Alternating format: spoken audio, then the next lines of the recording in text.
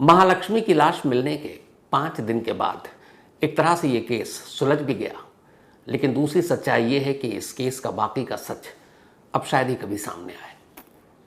वजह यह है कि महालक्ष्मी का जो कातिल था खुद उसने भी कर ली, अपनी जान दे दी। और इस तरीके से 5 दिनों से लगभग बेंगलुरु पुलिस जिस महालक्ष्मी के कातिल को तलाश कर रही थी, वो तलाश भी अब खत्म हो गई। लेकिन उस कातिल के खुद को जान देने के बाद अब बेंगलुरु पुलिस के पास कई ऐसे सवाल होंगे जिसका जवाब शायद ही मिलेगा।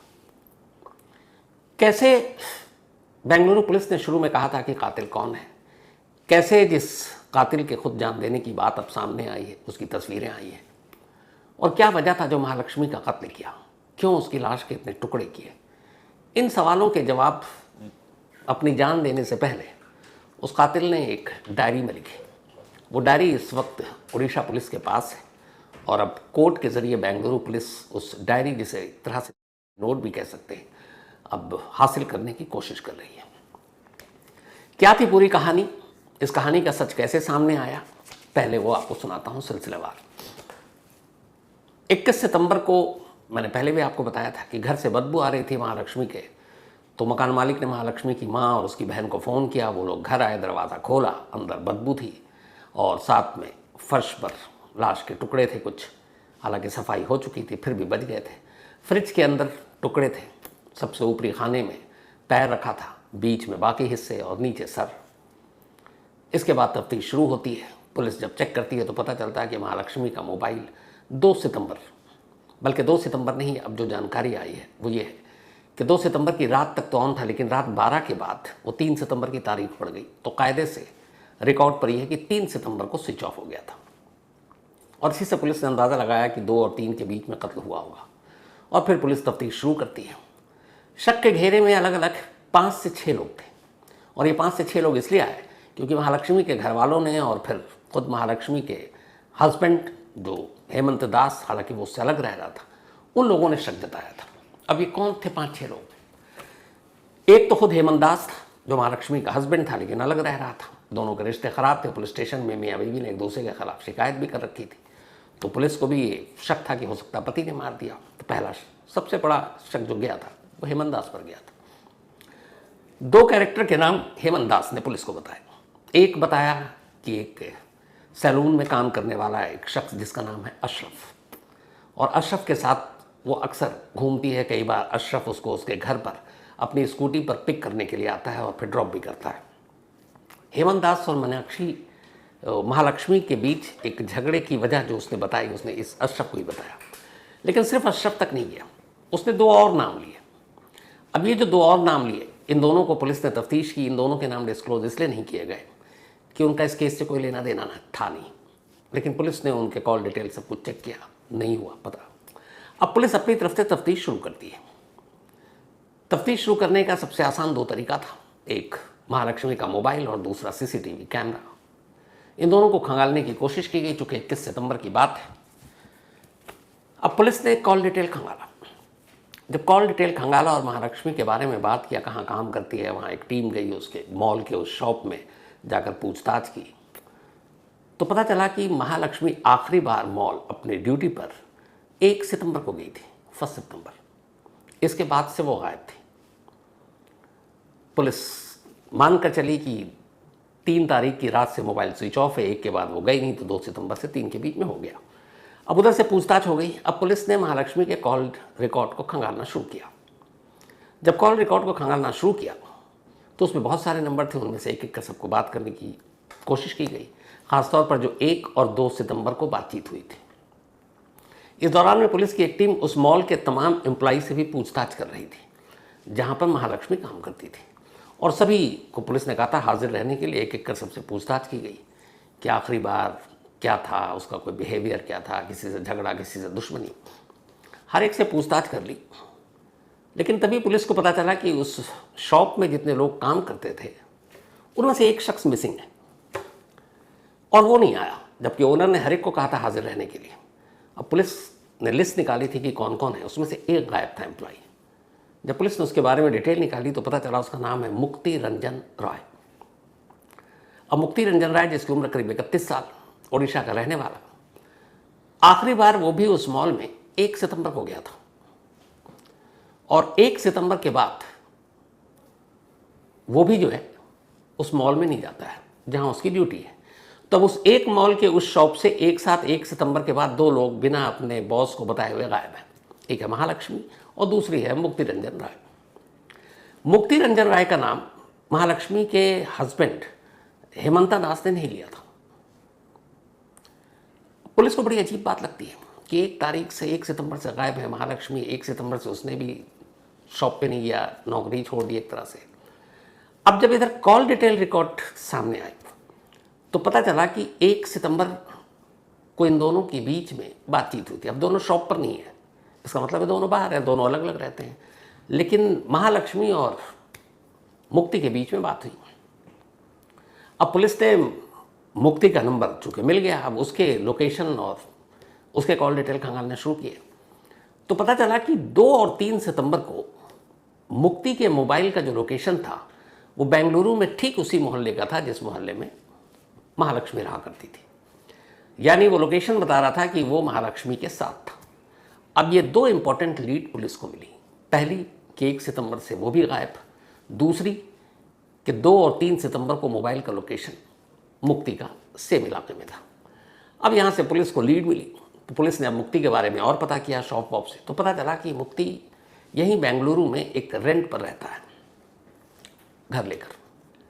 पुलिस वहाँ तक पहुँचती है, उस घर तक। इत्तेफाक से उस घर में वो अपने एक भाई के साथ रहता था और वो भाई भी उड़ीसा का ही था, बेंगलुरु में वो भी काम करता था। पुलिस पहुँचती है, वहाँ भाई मिलता है, वो मिलता नहीं है, तो पुलिस उससे पूछताछ करती है। जब पुलिस पूछताछ करती है तो वो बताता है कि भाई तो ये कह कर गया कि वो अपने गाँव जा रहा है। उसका पुलिस उससे थोड़ा सख्ती से पूछताछ करती है, तब वो पूरी कहानी की बताओ कब से क्या। तब उसने बताया कि 3 सितंबर को भाई ने मुझे फ़ोन किया और फ़ोन करके कहता है कि वो जो किराए का घर में हम जिसको रहते हैं उसे फ़ौरन खाली कर दो, और ख़ाली करने के बाद किसी दूसरी जगह किराए का घर लो। भाई पूछता है कि अचानक ऐसा क्यों, अभी तो यहाँ है। कहता नहीं, बस किराए का ये मकान छोड़ना और जल्दी निकलना है। तो बोलता है कि क्यों, लेकिन क्या हुआ? कहता मैं फ़ोन पे नहीं बता सकता, मैं घर आकर बताऊँगा।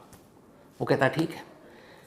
इसके बाद भाई घर आता है और उसको बोलता है कि तुम यहाँ से किसी और जगह पे शिफ्ट हो जाओ, और मैं बेंगलुरु सिटी छोड़कर इसलिए जा रहा हूँ कि मेरे हाथ एक क्राइम हो गया है, मैंने एक मर्डर किया। पूछता है किसका? वो बताता है महालक्ष्मी का। और ये कहकर कि तुम यहाँ से अलग हो जाओ, मैं भी जा रहा हूँ, और वो बेंगलुरु छोड़ देता है। बेंगलुरु से वो निकल जाता है। ये बात उस भाई से पुलिस तक पहुँची तो अब तीसरा क्लू मिला। पहला दोनों का साथ 1 तारीख से गायब होना, दूसरा 2-3 को मोबाइल का लोकेशन महालक्ष्मी के घर मिलना, तीसरा भाई जो ये बता रहा है कि उसने कन्फेस किया कि उसने महालक्ष्मी का मर्डर किया और इसलिए वो बेंगलुरु छोड़कर भाग रहा है। अब उस भाई के ज़रिए उसके गांव का पता मिल गया। वो पता था ओडिशा में एक डिस्ट्रिक्ट है भद्रक, उसी भद्रक डिस्ट्रिक्ट का वो रहने वाला था। अब पुलिस के पास उसका मोबाइल नंबर था। पुलिस ने अब उसके मोबाइल के थ्रू उसको ट्रेस करना शुरू किया। जब ट्रेस करना शुरू किया तो देखा है कि उसका लोकेशन जो है उस वक्त भुवनेश्वर था। जब पहली बार ये सारी चीज़ें, मतलब 21 को ये खुलासा हुआ और ये 22 और 23 की बात बता रहा हूँ, सितंबर की, भद्रक था भुवनेश्वर। अब पुलिस की फ़ौरन टीम निकलती है, लेकिन फिर गड़बड़ ये होता है कि वो नंबर चेंज होता है, वो सिम निकाल कर फेंक देता है। शायद मुक्ति को इस बात का एहसास था, क्योंकि 21 के बाद अचानक मीडिया में ये खबर आ जाती है कि बेंगलुरु में एक महिला की लाश फ्रिज के अंदर इतने टुकड़ों में मिली, हर जगह अखबारों में खबर छप जाता है। तो उधर ओडिशा में भी खबर अखबारों में छप चुका है। अब वो उसे पता चल जाता है तो वो ओडिशा को भी अब छोड़ने की कोशिश करता है, क्योंकि उसे पता है कि उसका भाई वहाँ है, वो भी पुलिस के हाथ आ सकता है, तो सच्चाई गाँव पता चल जाएगा। तो अब सबसे पहले तो वो सिम निकाल कर बाहर फेंक देता है और एक नया सिम खरीदता है और उस नए सिम को उसी मोबाइल में डाल देता है। यहाँ पे उससे एक चूक हुई। डालने के बाद अब वो वहाँ से निकल जाता है हावड़ा, बंगाल, कोलकाता। अब वहाँ जाता है, इधर उधर भटकता है। अब चूंकि उसने सिम तो बदल लिया, लेकिन मोबाइल वही था, तो उस मोबाइल वही होने की वजह से उसका लोकेशन अब भी पता चल रहा था। अब बेंगलुरु पुलिस ओडिशा पुलिस से कांटेक्ट करती है और बताती है कि भद्रक डिस्ट्रिक्ट में ये गांव, ये शख्स, इसका नाम, और इसको आप ढूंढें। इस बीच खुद बेंगलुरु पुलिस की टीम जो है, तीन टीमें उड़ीसा के लिए निकल चुकी थी। अब ये सारी कवायद चल रही है मुक्ति को पकड़ने के लिए, और मुक्ति को यह है कि गांव तक पुलिस जाएगी। वो बंगाल चला गया, लेकिन फिर उसे लगा कि शायद बंगाल में भी कुछ हो सकता है या उसके दिमाग में कुछ और चल रहा है। 23 तारीख की शाम को वो बंगाल छोड़ता है और वापस उड़ीसा की तरफ निकलते आता, वही भद्रक डिस्ट्रिक्ट जहां उसका उसी डिस्ट्रिक्ट के गांव में घर है। 24 सितंबर की देर रात करीब 10 साढ़े 10 बजे वो अपने घर पहुंचता है। अंधेरा हो रहा था, गांव में चुपचाप से वो घर पे जाता है। अभी तक घर वालों को ये पता नहीं है कि बेंगलुरु में कुछ ऐसा हुआ है और उसका बेटा उस केस में वांटेड है, उन्हें कोई जानकारी नहीं। लेकिन वो आता है अपना लैपटॉप लेकर, घर में रुकता है, और उसके बाद घर में उसके माँ बाप थे, और फिर खाना वाना खाकर पूरा परिवार सो जाता है।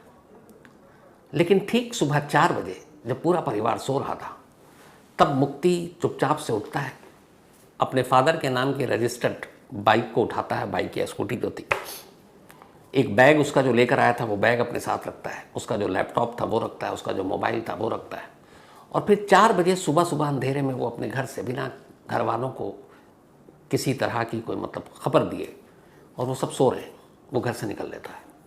घर से करीब 3 किलोमीटर तक वो बाइक चलाता है। 3 किलोमीटर के बाद वहाँ पे एक इलाका है, एक कब्रिस्तान का इलाका है, वहाँ पहुँचता है, बाइक पार्क करता है, एक पेड़ है, और फिर उसके बाद सुबह हो जाती है। सुबह करीब 7 बजे जब रोशनी आई, कुछ लोग उधर से गुजरते हैं, पेड़ से एक शख्स की लाश को लटका देखते हैं। फ़ौरन पुलिस को खबर की जाती है। पुलिस करीब 8 बजे मौके पर पहुंचती है। अभी तक पुलिस को कुछ पता नहीं है कौन है क्या है। जब पुलिस पहुंचती है तो देखती है कि वहाँ पे एक बाइक है, लैपटॉप है, एक बैग है। अब पुलिस की टीम आई, उसके बाद लाश को उतारा जाता है। फिर कुछ गांव वाले बताते हैं, और वो जो सारी चीज़ें थी उससे पता चल गया कि ये कौन है। घर वालों को खबर दी जाती है, घर वाले आते हैं, फिर लाश को अस्पताल ले जाया जाता है। अब इसके बाद जो उस इलाके के थाने के SHO हैं, उन सारी चीज़ों की तलाशी करते हैं। उन्हें एक डायरी मिलती है, और उस डायरी में ही एक नोट लिखा हुआ था, और उस नोट से ही ये पता चला पहली बार कि बंदा कौन है और इसने क्यों इस तरह से अपनी जान दी। जो नोट की कुछ लाइनें थी उसमें ये थी कि मैंने अपनी, जिससे मैं प्यार करता था, अपनी प्यारी महालक्ष्मी को 3 सितंबर को मार डाला। ये उसके सुसाइड नोट के कुछ लाइनें कि 3 सितंबर को मैं जिस महालक्ष्मी से प्यार करता था, मैंने उसका कत्ल कर दिया। और उसने बताया कि मैं असल में उसके बिहेवियर, उसके बर्ताव से बहुत तंग आ गया था, और इसी बात को लेकर हमारी लड़ाई हुई। इस लड़ाई के दौरान मामला हाथापाई तक पहुंची। मुझे गुस्सा आ गया, मैंने उसका सर पटक दिया। इसके बाद वो थोड़ी सी बेहोश हो गई। फिर मैंने उसके सर पर ज़ोर से मारा, वो गिर पड़ी, और मुझे लगा कि शायद अब वो मर गई। और ये सब कुछ अचानक हुआ और गुस्से में हुआ, क्योंकि उसके बिहेवियर और उसके कुछ और ऐसे रिश्ते थे जिसको लेकर उन दोनों में झगड़ा होता था, पर्सनल रीज़न थे। तो 3 सितंबर को भी ये झगड़ा हुआ, और इसकी पहले से कोई प्लानिंग नहीं थी। उसमें यह है कि ये जो कुछ हुआ अचानक हुआ, और सिर्फ उसके कंडक्ट और बिहेवियर से मैं परेशान था, और वो मुझसे लड़ रही थी। लड़ने के दौरान हाथापाई हो गई हम दोनों में, और फिर मैंने उसके सर पे मारा, और उसके बाद उसकी मौत हो गई। और फिर उसने लिखा है कि फिर मैं बचने के लिए मैंने उसकी लाश के टुकड़े किए, और उन टुकड़ों को फ्रिज में रखा, सफाई की घर की, और ये सब करने के बाद मैं चुपचाप उस घर से निकल गया। महालक्ष्मी के कत्ल का गुनहगार मैं हूँ। ये मुक्ति रंजन रॉय ने एक डायरी पर नोट लिखा है। अब ये एक सरकारी दस्तावेज है, और इसी नोट से ये पता चला कि ये जो भद्रक डिस्ट्रिक्ट में ये जो लाश मिली है, इसका कनेक्शन बेंगलुरु के महालक्ष्मी केस से। इत्तेफाक से 3 उधर टीमें बेंगलुरु पुलिस की उड़ीसा में थी, पुलिस से कांटेक्ट कर चुकी थी। अब उनके पास उस गांव का भी एड्रेस था, वहाँ तक वो पहुँच, क्योंकि पहले टीम बिखरी हुई थी कि बंगाल में है वो कहीं, उसका लोकेशन मिला। फिर पता चला कि नहीं, वो उड़ीसा आ गया है। अब वो टीम पहुँच रही है, लेकिन उससे पहले ही ये सब कुछ हो जाता है। कुछ घंटों का फ़र्क था। जब बेंगलुरु की टीम, हो सकता है अगर कुछ घंटे पहले पहुँच जाती तो शायद मुक्ति को जिंदा पकड़ लेती उस रात, अगर गांव के बाहर जाल बिछा कर बैठती। लेकिन आने में थोड़ी देरी हो गई और इस देरी की वजह से बहुत कुछ हाथ से निकल गया। अब लाश का पोस्टमार्टम के बाद उसके घर वालों को सौंप दिया गया, अंतिम संस्कार भी कर दिया गया।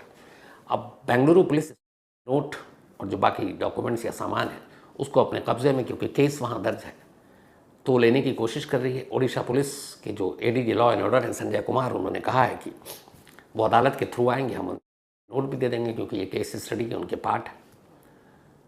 तो अब ये सब कुछ लेकर ओडिशा पुलिस से बेंगलुरु पुलिस वापस बेंगलुरु जाएगी।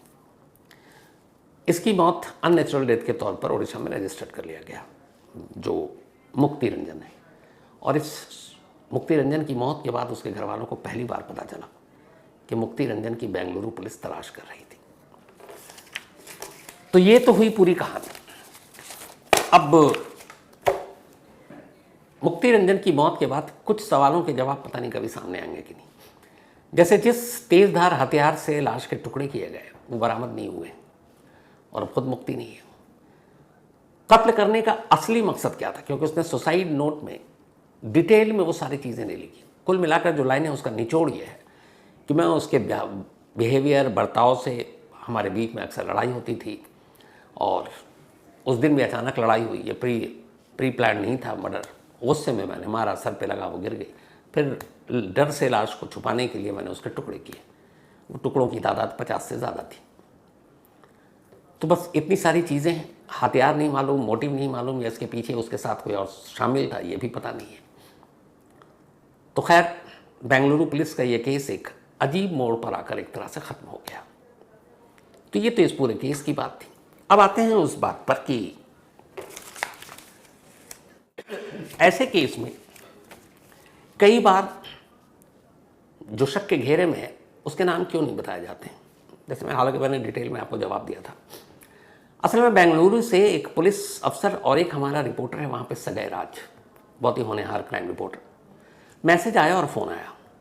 हुआ ये कि जिस दिन ये 21 सितंबर को लाश मिली और 59 टुकड़े और फ्रिज, होता क्या है कि जब इस तरह से फ्रिज में कहीं भी लाश मिले तो आप चाहें ना चाहें आप सीधे रिकॉल करेंगे श्रद्धा और आफ्ताब पूनावाला केस को, क्योंकि वो ही सबसे ज़्यादा सुर्खियों में थी। तो सीधे लोग उसको केस को रिलेट करते हैं। अब यहाँ पर ये हुआ कि हस्बैंड ने नाम लिया कि एक जो हेयर ड्रेसर है अशरफ उत्तराखंड का, उसके साथ इसका अफेयर था और मुझे डाउट है कि उसी ने मारा। तब तक पुलिस अशरफ को उठा चुकी थी। अशरफ को उठाने के बाद करीब 12 घंटे तक उसको इंट्रोगेट किया, उसके लोकेशन, उसकी सारी चीज़ें देख ली और पुलिस समझ गई कि इसमें अशरफ का रोल नहीं है। उधर पुलिस की दूसरी टीम तब तक 2 चीज़ें पता कर चुकी थी। पहला, 1 सितंबर से महालक्ष्मी अपने शॉप पे नहीं जा रही है और उसी शॉप का एक और शख्स भी 1 सितंबर से ही गायब है। तीसरा कि महालक्ष्मी के घर के जो लोकेशन था वो लोकेशन मोबाइल टावर का वहीं दिखा रहा था महालक्ष्मी का, मुक्ति का भी, 2 और 3 सितंबर को। तीसरा, एक सीसीटीवी फुटेज मिला था जिसमें एक स्कूटी पर 2 लोग दिखाई दिए थे और उसमें एक मुक्ति था। हालांकि वो साफ चेहरा नहीं था, लेकिन अब पुलिस ने कंफर्म किया कि वो मुक्ति था। तो ये सारी चीज़ें आ गई। अब इसी वजह से उधर से एक पुलिस ने रिक्वेस्ट की कि अगर आप पहले से नाम लोगे तो जो ये हुआ इस केस में, अब इसके लिए पता नहीं कौन कौन जिम्मेदार हो सकते हैं, कि बंगाल में है, उड़ीसा में है, और ये शायद मीडिया में खबर आने के बाद उसे पता चल गया, उसे लगा कि पुलिस तो अब पहुंचने वाली है और आखिर में वो खुद ही अपनी जान दे देता है। लेकिन यहाँ वो बात नहीं है जो शुरू में कहा गया था ना कि नाम क्यों नहीं बताते हैं। तो आज सच्चाई बताता हूँ आपको। बेंगलुरु के हमारे रिपोर्टर और वहाँ के जितने रिपोर्टर थे और वहाँ की पुलिस, वहाँ के खुद पुलिस कमिश्नर दयानंदन जो है, उन्होंने एक रिक्वेस्ट की थी कि ये नाम मत लेना, क्योंकि उस वक्त एक ही नाम आया था शुरू में जब पुलिस ने उठा भी लिया अशरफ को। उन्होंने कहा कि इस नाम के लेने से ये होगा कि बेंगलुरु में जहाँ ये इंसिडेंट हुआ है वहाँ माहौल ख़राब हो सकता है, वो हिंदू मुस्लिम वाली बात हो सकती है, और जबकि अभी ये कंफर्म है कि ये इसमें शामिल नहीं है। एक बार एक्यूज शामिल हो जाए, आप नाम ले लो, कंफर्म हो जाए तो माहौल ख़राब ना हो। आपको पता है माहौल बिगाड़ने वाले लोग भी हर जगह मौजूद होते हैं। तो इसी डर से पुलिस ने ये रिक्वेस्ट की थी और यही वजह थी कि उस दिन नाम बहुत सारे लोगों ने नहीं लिया, लेकिन बहुत सारी जगहों पे मैं तो हैरान था कि नाम ओपन नहीं लिया गया। तो जर्नलिज्म का अपना अपना तरीका है। तो जब पुलिस ने रिक्वेस्ट किया और आप ये देख रहे हैं, आपकी एक सोसाइटी की जिम्मेदारी भी है कि अगर कह रही है और अभी इन्वेस्टिगेशन है तो ले लीजिए। तो ये वजह थी। और दूसरा, इसका नाम उसी दिन से था, मुक्ति जो रंजन है। मैंने आपसे उस दिन भी कहा था कि इस नाम है हमारे पास, लेकिन नाम इसलिए भी नहीं लेना था क्योंकि पता चल जाएगा कि भाई ये वही है, उसी के पीछे पुलिस है। तो खुद वहाँ के होम मिनिस्टर, पुलिस कमिश्नर सभी ने नाम नहीं लिया, हर एक ने बताया था कि हमें कातिल मिल चुका है, कत्ल की वजह मालूम है, कहाँ है ये भी पता है, बस गिरफ्तार करने जा रहे हैं। एक चीज़ और, वो इस कहानी से रिलेटेड नहीं है, लेकिन मैं कल कहीं और अपने यहाँ नहीं, अपने बारे में नहीं देख रहा था, कुछ और स्टोरीज चल रही थी कुछ, हाँ शायद ये दीपक और वनीता ने जो शो किया था उस पर भी, और भी जगह पे एक अजीब चीज़ होती है जहाँ पे हम लोग बैठे होते हैं, हम जर्नलिस्ट, दोनों तरफ से मारे जाते हैं सब। क्या कीजिएगा। मैं पढ़ रहा था, मुझे बड़ी शर्म आ रही थी। उसमें ये था कि बहुत सारे जो मुस्लिम भाई हैं वो इस बात पे खुश हो रहे थे कि कहाँ है अब्दुल, कहाँ है अशरफ, अब तो ये कोई हिंदू निकला है, तो ये बताए। और उधर से ये कि नहीं, ये तो फिर वही आफ्ताब जैसा होगा। तो दोनों तरफ से ये बातें चल रही हैं, दोनों तरफ से कुछ लोग हैं मुट्ठी भर। मेरा इन दोनों तरफ से सवाल एक ही है कि चाहे वो अब्दुल हो या अशरफ हो, चाहे वो मुक्ति रंजन हो, इससे जो महालक्ष्मी के साथ हुआ वो जुर्म कम हो जाता है। एक कातिल या एक रेपिस्ट एक ख़ास धर्म का होने से क्या उसके साथ रियायत बरती जानी चाहिए, उससे प्यार किया जाना चाहिए। ऐसे लोगों के साथ कड़ी से कड़ी जो उनको सज़ा दी जानी चाहिए, और जो जुर्म करते हैं उसके लिए जो भी चीज़ें वो होनी चाहिए। तो यहाँ इस बात पे मैं देख के मतलब हैरान हो रहा था कि बहुत सारे लोग इस बात पे खुश हैं कि अच्छा ये अशरफ नहीं निकला या अब्दुल नहीं निकला, ये भी कोई मतलब नहीं है। आप महालक्ष्मी के घर वालों से जाके पूछिए, अभी जिन लोगों ने उसकी लाशें देखी होंगी, 59 टुकड़ों में आप कैसे देख सकते हो किसी को, तो कपड़ों में समेट कर ले जाते हुए। तो अगर ऐसे चीज़ें लोग देख लें और उन जज्बातों को, भावनाओं को समझ लें, तो शायद ऐसी बातें नहीं करेंगे। तो मेरी जितनी भी आप लोग हैं ऐसे, बस एक ही रिक्वेस्ट है, ये सब करने से क्या होता है ना कि हम एक अच्छा और सभ्य समाज जिसमें रहना चाहते हो उसमें कहीं ना कहीं थोड़ी सी कड़वाहट आती है। तो ऐसा होना नहीं चाहिए। मैं बार बार कहता हूँ, एक क्राइम, एक क्रिमिनल, इसको सिर्फ और सिर्फ उसी तरह से देखना चाहिए। हो सकता है बहुत सारे लोगों को मेरी बात अजीब लगे, कई लोगों ने मुझे कहा कि आपको सफाई भी नहीं देनी चाहिए। नहीं, फ़र्ज़ है, जहाँ गलती है वहाँ गलती की तरफ बोलना चाहिए। अगर आप नहीं बोल रहे तो फिर फ़ायदा नहीं यहाँ बैठने का ना, क्यों बैठूँ मैं। सिर्फ आपको लोरी की तरह कहानी नहीं, अगर मेरी इन बातों से एक दो लोगों की भी सोच बदल जाए तो मुझे लगता है मेरी सबसे बड़ी कामयाबी वही होगी, बाकी चीज़ें नहीं है। तो इसीलिए जब भी कोई क्राइम हो, ये मत देखिए कि उसका नाम मुक्ति है कि अब्दुल है या अशरफ है।